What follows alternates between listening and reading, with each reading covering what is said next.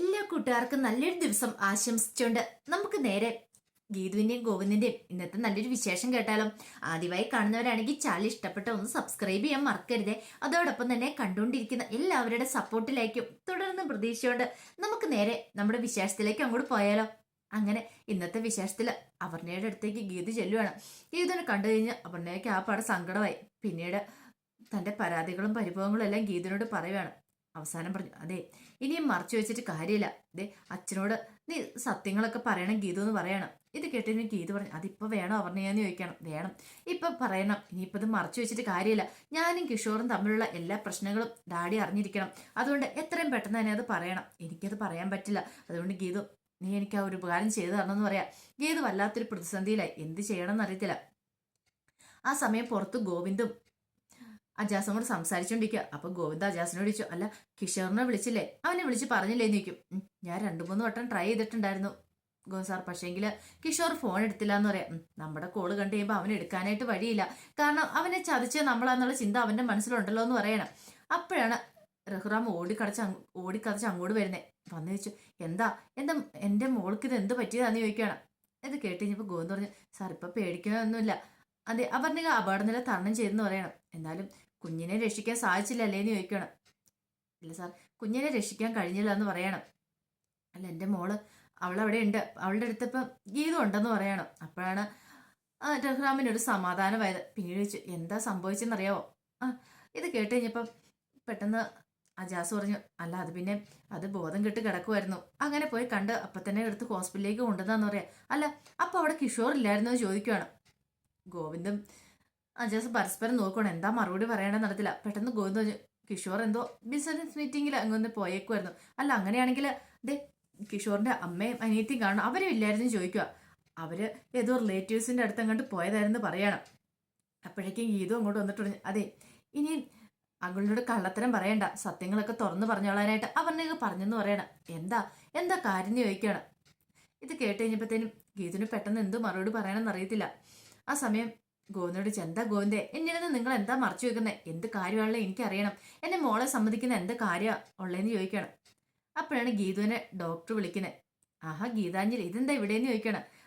പെട്ടെന്ന് ഗീതു നേരെ ഡോക്ടറെ അടുത്തേക്ക് ചെല്ലണം. അപ്പം നേരത്തെ ഇവിടെ പ്രിയാനെ കൊണ്ട് ഹോസ്പിറ്റലിൽ വന്ന സമയത്ത് പരിചയമുള്ള ഡോക്ടറാണ്. പ്രിയാനെ നോക്കിയ ഡോക്ടറാണ്. അപ്പോൾ ഗീതാഞ്ജലിക്ക് അറിയാലോ.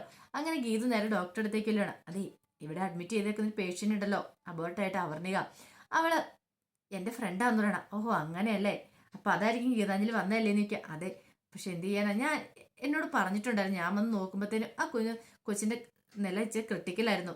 അതുകൊണ്ട് കുഞ്ഞിനെ ഒന്നും രക്ഷിക്കാനായിട്ട് പറ്റില്ല. ഇവിടെ വന്നു കഴിഞ്ഞപ്പോൾ തന്നെ കുഞ്ഞെന്താണോ അബോർട്ടായി പോയിട്ടുണ്ടായിരുന്നു പറയണം. അപ്പോഴേക്കും ഗീതുവിന്റെ ഫോണിലേക്ക് കോള് വരുവാണ്. ഡോക്ടർ 1 മിനിറ്റ് എന്ന് പറഞ്ഞുകൊണ്ട് ഗീതു പോയി കോൾ എടുക്കണം. വീട്ടിൽ നിന്ന് രേഖയാണ് വിളിക്കുന്നത്. രേഖ വിളിച്ചിട്ട്, ഗീതു നീ എവിടെയാ? ഇത് ആരോടും ഒരു വാക്ക് പോലും പറയാതെ നീയും ഗോവിന്ദൻ രാവിലെ ഇത് എങ്ങോട്ടാ പോയെന്ന് ചോദിക്കുക.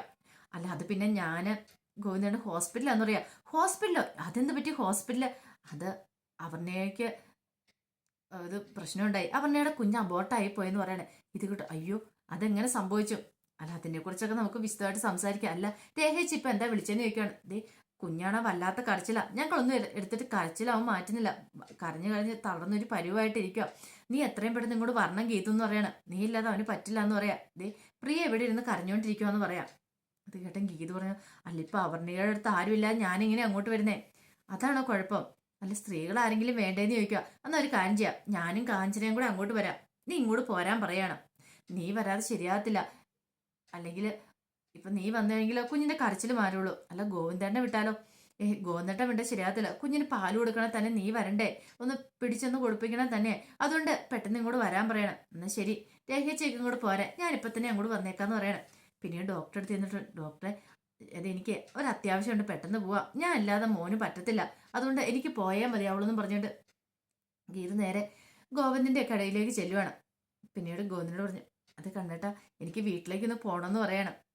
ഈ സമയത്ത് ആകെപ്പാട് തകർന്ന് തരിപ്പണമായിട്ട് നിൽക്കുന്നുണ്ട് റഹ്റാം. കാരണം കുറെ കാര്യങ്ങളൊക്കെ ഗോവിന്ദ് പറഞ്ഞിട്ടുണ്ടായിരുന്നു റഹ്റാമിനോട്. സംഭവിച്ച എന്താന്നുള്ള കാര്യം, കിഷോറും അപർണയും നമ്മളുടെ പ്രശ്നം എല്ലാം കേട്ട് കഴിഞ്ഞപ്പോൾ സഹിക്കാൻ പറ്റുന്നുണ്ടായിരുന്നില്ല.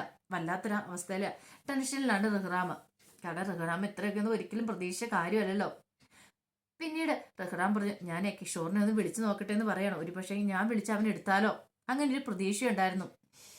അങ്ങനെ അങ്ങ് മാറിപ്പോയി കഴിയുമ്പോഴത്തേനും ഗീത ചോദിച്ചല്ല എല്ലാ കാര്യങ്ങളും പറഞ്ഞു എന്ന് ചോദിക്കും. എന്ത്? അല്ല പ്രോപ്പർട്ടിയുടെ കാര്യങ്ങളും സംഗതികളൊക്കെ അതൊന്നും പറഞ്ഞില്ല എന്ന് പറയും. അതെന്താ? അത് പറയാൻ തോന്നിയില്ല. അതെ കണ്ണേട്ടാ നമ്മളിത് പറയാതിരിക്കില്ല. പറയാതെ മൂടി വെച്ചിട്ടുണ്ടെങ്കിൽ മിക്കവാറും നമ്മളെല്ലാവരും കൂടി സ്വത്ത് കൈവശപ്പെടുത്തിയെന്നാ വരത്തുള്ളൂ. കിഷോർ എന്തിനു വേണ്ടിയിട്ടാണ് ഒരു പക്ഷേങ്കിൽ അപർണയുടെ കൂടെ ഇത്ര നാളും കൂടിയെന്നുള്ള ആ ഒരു കാര്യം കൂടെ അങ്കിൾ അറിഞ്ഞിരിക്കണമെന്ന് പറയാം. ഇത് കേട്ടോ അജാസ് പറഞ്ഞു അത് ശരിയായിട്ടുള്ള കാര്യമാണ്. ഇനിയെങ്കിലും അവന്റെ പൊയ്മുഖം അറിഞ്ഞിരിക്കണം. അങ്കിളിനാണെങ്കിൽ ഇപ്പോഴും കിഷോറിനോട് താല്പര്യമാണ്. കാരണം കിഷോർ അപർണയെ ഒന്നിക്കണം തന്നെ ആഗ്രഹിച്ചിരിക്കുന്നത്. പക്ഷെ അപർണയ്ക്ക് അറിയത്തില്ലോ അവന്റെ ചതി. ഒരു കണക്കിന് ഞാൻ നോക്കിയിട്ട് ഏറ്റവും നല്ല കാര്യം അവർ തമ്മിൽ വേറെ പിരിയുന്ന. ഇനിയെങ്കിലും പാവ അപർണയ്ക്ക് നല്ലൊരു ജീവിതം ഉണ്ടാവില്ല. അവന്റെ പോലൊരു ദുഷ്ടന്റെ കയ്യിൽ നിന്ന് രക്ഷപ്പെടുമല്ലോ എന്ന് പറയണം. ഇത് കേട്ട അജാസ് പറഞ്ഞു അത് ശരിയാ, പക്ഷെ നമ്മൾ പറഞ്ഞുകൊണ്ടായില്ലല്ലോ എന്ന് പറയണം. അങ്കിളിനോട് പറഞ്ഞ് ബോധ്യപ്പെടുത്തണം കാര്യങ്ങളൊക്കെ, അല്ലെങ്കിൽ നാളെ നമ്മൾ കുറ്റക്കാരെ നിൽക്കില്ലെന്ന് വരില്ലെന്ന് പറയണം. അതെ എനിക്ക് വീട്ടിലേക്ക് അത്യാവശ്യമായിട്ട് പോകണം, അവിടെ മോൻ ഭയങ്കര വഴക്കാന്ന് പറഞ്ഞു. രേഖച്ചും കാഞ്ചനൊക്കെ എങ്ങോട്ടെങ്കിലും വരുമെന്ന് പറയണം. എന്നാ ശരി നീ പോയിക്കോളാൻ പറയണം. അങ്ങനെ ഗീത വീട്ടിലേക്ക് പോരുക. ഈ സമയത്ത് രാധികാമ്മ വരണം ആകെപ്പാ ടെൻഷൻ അടിച്ചിരിക്കുക. വരുണിനോട് രാധികാമ്മ പറഞ്ഞു മോനെ അനാർക്കലി ഉണ്ടല്ലോ അവള് നമുക്കിവിടെ നല്ല പണിയാ തന്നെന്ന് പറയാം. എന്താമ്മേ? അവൾ ആ വീഡിയോ പിടിച്ച് വെച്ചിട്ടുണ്ട്. എന്തിനാണെന്നറിയോ? നമ്മളെ ബ്ലാക്ക് മെയിൽ ചെയ്യാനായിട്ട്. എനിക്ക് ഉറപ്പുണ്ട് അവളിതങ്ങനെ വെറുതെ വിടുമെന്ന് തോന്നില്ല. അവൾക്ക് ക്യാഷ് കൊടുത്തില്ലെങ്കിൽ അവള് നമുക്കിട്ട് പണി തരുമെന്ന് പറയാം. എൻ്റെ അമ്മേ അതിനെന്താ ബുദ്ധിമുട്ടിരിക്കുന്നേ? നമുക്ക് അവരെയും കൂടെ അങ്ങോട്ട് തീർത്ത് കളയാന്ന് പറയണം. അതൊക്കെ ഈസി ആയിട്ട് നടക്കുന്ന കാര്യമാണ്ട മോനെ. അതൊന്നും അങ്ങനെ എളുപ്പം നടക്കുന്ന കാര്യമില്ല. അവളെ തീർക്കാന്ന് പറഞ്ഞിട്ടുണ്ടെങ്കിൽ അതത്ര ഈസി അല്ല. അതുകൊണ്ട് നമുക്ക് എന്തെങ്കിലും വേറൊരു വഴി കണ്ടെത്തിയേ മതിയാവുള്ളൂ എന്ന് പറയണം. അപ്പോഴാണ് അവരെ കാഴ്ച കാണുന്നത്. ഒരു കാർ വന്ന് താഴെ നിർത്തി. അതിനകത്തുനിന്ന് വിജയലക്ഷ്മി ഇറങ്ങുവാണ്. വിജയലക്ഷ്മി രണ്ട് കയ്യിലും കവറൊക്കെ പിടിച്ച് പ്രിയയുടെ കുഞ്ഞിനെയും കൂടെ കാണാനായിട്ടുള്ള വരവാണ്. പെട്ടെന്ന് വരുണിനോട് രാധിക പറഞ്ഞു അടുത്ത മരാമത്ത് വരുന്നുണ്ട് വാടാന്ന് പറഞ്ഞിട്ട് അവർ താഴേക്ക് ഇറങ്ങി വരുവാണ്. അങ്ങനെ വിജയലക്ഷ്മി അങ്ങോട്ട് വന്നപ്പോഴത്തേനും രാധികാമ്മ അങ്ങോട്ട് കയറി നിന്നിട്ട് പറഞ്ഞു നീ എങ്ങോട്ടാന്ന് ചോദിക്കാം. ഇത് കേട്ടത് രാധികാമ്മ പറഞ്ഞു അതെ ഞാൻ പ്രിയനെ കുഞ്ഞിനെ ഒന്ന് കാണാൻ വേണ്ടി. ഓഹോ പ്രിയനെയും കുഞ്ഞിനെയും കാണാൻ വേണ്ടിയിട്ടാണ് ഇത്ര വെപ്രാളം പിടിച്ച് ഇങ്ങോട്ട് വന്നേന്ന് ചോദിക്കുകയാണ്.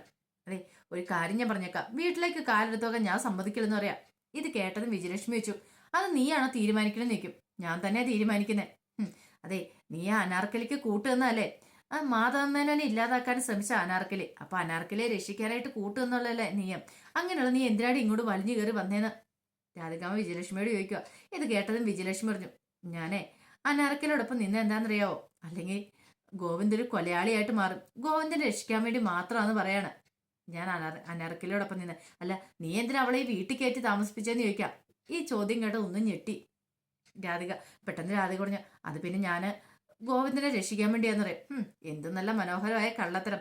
അത് നിനക്ക് മാത്രം ഇങ്ങനെ പറഞ്ഞു ഫലിപ്പിക്കാണ്ട് പറ്റുള്ളൂ രാധിക എന്ന് പറയാണ്. ഈ സമയം വരും പറഞ്ഞു അല്ല നിങ്ങൾക്ക് എന്താ ഇവിടെ കാര്യം? ഇറങ്ങി പോകുന്നുണ്ടോന്ന് ചോദിക്കാം. ഓഹോ അത്ര പറയാൻ മാത്രം നീ അങ്ങോട്ട് വളർന്നോടാ ചെക്ക. ദേ ഇറക്ക അങ്ങോട്ട് മാറി നിൽക്ക. അവൻ വന്നിരിക്കുന്ന വലിയ അധികാരം സ്ഥാപിച്ചോണ്ട. അതെ ഞങ്ങൾക്ക് തമ്മിൽ പല കാര്യങ്ങളുണ്ട് രാധികെ, അതെല്ലാം കൂടെ ഇവന്റെ കേൾക്ക് പറയണമെന്ന് ചോദിക്കുകയാണ്. ഇത് കേട്ടപ്പോ രാധിക വരണേ നീ എന്തും മിണ്ടായിരിക്കാൻ പറയണം. വരുണ്ട മിണ്ടാട്ടം മുട്ടിപ്പോയി. വരുണ്ട മനസ്സിലായി ഇവര് തമ്മിൽ എന്തൊക്കെയോ കാര്യങ്ങളുണ്ടെന്ന്. അങ്ങനെ സംസാരിച്ചുകൊണ്ടിരിക്കുന്ന സമയത്താണ് താഴെ ഒരു ഓട്ടോറിക്ഷ വന്നിരുന്നത്. ഓട്ടോറിക്ഷയ്ക്കകത്തുനിന്ന് ഗീതു അങ്ങോട്ട് ഇറങ്ങുവാണ്. ഗീതു പെട്ടെന്ന് അങ്ങോട്ട് കയറി വന്നു. അത് ആ സമയത്തിന് രഞ്ജുവും കൂടെ അങ്ങോട്ട് വന്നു. രഞ്ജു വന്നിട്ട് അമ്മ വരാൻ പറയാണ്. അപ്പത്തേനും ഗീതു അങ്ങോട്ട് വെച്ചു ആഹാ ഇതെന്താ കൊള്ളാലോ, ഞാൻ ഒട്ടും പ്രതീക്ഷിക്കാത്ത ആളാണല്ലോ, എപ്പോഴാ ഫോറിൻ ട്രിപ്പൊക്കെ കഴിഞ്ഞ് വന്നേന്ന് ചോദിക്കുകയാണ്. ഇത് കേട്ട് കഴിഞ്ഞപ്പം വിജയലക്ഷ്മി പറഞ്ഞു അതെ ഞാൻ ഇന്നലെ ഇങ്ങോട്ട് എത്തിയതോളെന്ന് പറയണം. ആ കൊള്ളാലോ നന്നായിട്ട് മെലിഞ്ഞു പോയിട്ടുണ്ടെന്ന് പറയാം. ഇത് കേട്ട് കഴിഞ്ഞപ്പോഴത്തേൻ്റെ ഗീതയോട് നോക്കിയിട്ട് പറഞ്ഞു നീയേ ഇച്ചിരി നന്നായിട്ട് വണ്ണം വെച്ചിട്ടുണ്ട്, ഒരു പൂമരം പൂത്തൊളിഞ്ഞ് നിൽക്കുന്ന പോലെ ഉണ്ടെന്ന് പറയണം. ഇത് കേട്ടത് ഗീത ഒരു നാണത്തോടെ പറഞ്ഞു ഒന്ന് പോ അമ്മയെന്ന് പറയണം. ഇതൊക്കെ കണ്ടു കഴിഞ്ഞപ്പോഴത്തേക്കും വരുണിന്റെ രാധികാമ്മയ്ക്ക് അങ്ങോട്ട് സഹിച്ചില്ല. അല്ല അമ്മ ഇതെന്താ ഇവിടെ നിൽക്കുന്നത്, ബാ അകത്തേക്ക് കയറി വരാൻ പറയണം. പെട്ടെന്ന് രാധികാമ്മ വെച്ചു അതെ അമ്മയും മോളും ഒക്കെ അങ്ങോട്ട് പുറത്തേക്ക്, ഇവരകത്തേക്ക് കയറ്റാൻ ഞാൻ സമ്മതിക്കില്ല എന്ന് പറയണം. ഇത് കേട്ടതും ഗീത പറഞ്ഞു അതിപ്പോ രാധികാമ്മയാണോ തീരുമാനിക്കുന്നത്, അല്ലാതെ വേറെ ആരാ തീരുമാനിക്കുന്നത്? അയ്യോ വരണേട്ട് എന്താ ഇങ്ങനെ നിൽക്കുന്നേ? ഇന്നെന്താ ആരതി ഒന്നും എടുക്കണില്ലേ? പോയി ആരതിയൊക്കെ എടുത്തോണ്ട് വാ. എന്തായാലും ഞാനും അമ്മ ഞങ്ങളുടെ അകത്തേക്ക് കയറാൻ പോവല്ലേന്ന് ചോദിക്കും. ഇത് കേട്ടതും വരുന്ന നല്ല ദേഷ്യം വന്നു. വരും പറഞ്ഞു ആഹാ ഞാൻ കാണിച്ചു തരാന്ന് പറയണം. അയ്യോ ആരതി എടുത്തില്ലേലും വേണ്ടില്ല, വീഡിയോ പിടിക്കണം കേട്ടോ, കാരണം കണ്ണേട്ടനെ അയച്ചു കൊടുക്കാല്ലേ, കണ്ണേട്ടനെ കാണിക്കണ്ടല്ലേ. ഒരു കാര്യം ചെയ്യുക ഇനിയിപ്പം വരണേട്ടൻ വീഡിയോ അങ്ങോട്ട് പിടിക്കാൻ തുടങ്ങി, ഞാനൊന്ന് ഗ്ലാമർ ആട്ടെ എന്ന് പറഞ്ഞിട്ട് ഇത് മുടിയൊക്കെ ഒന്ന് ഒതുക്കി വെക്കുകയാണ്. പിന്നീട് വിജയലക്ഷ്മിനെ ചേർത്ത് അങ്ങോട്ട് പിടിച്ചു. ഇനി വീഡിയോ എടുക്കാൻ തുടങ്ങിക്കോളാൻ പറയണം. പിന്നീട് വിജയലക്ഷ്മിയോട് പറഞ്ഞു അമ്മ അകത്തേക്ക് കയറി വരാൻ പറയണം. ഇത് കേട്ടൻ രാധിക പറഞ്ഞു അകത്തേക്ക് കേട്ട് നിന്റെ മുട്ടുകാലി ഞാൻ തല്ലി പിടിക്കുന്ന ഗീതനോട് പറയണം.